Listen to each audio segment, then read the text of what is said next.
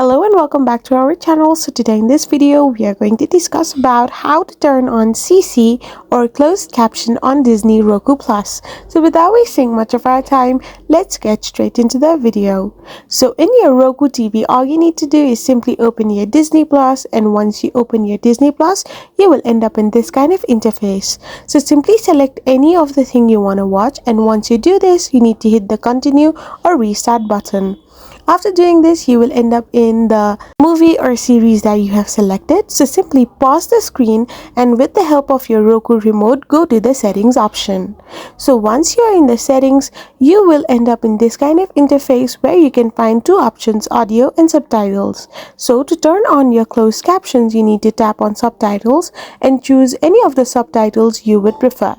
So once you tap on and select any of the subtitles, now you would have your CC turned on Disney Roku Plus. I hope you found this video helpful, so don't forget to hit that subscribe button and do give us a thumbs up. We will be back again with more informative videos like this. Till then, thank you for watching and we will be back again really soon.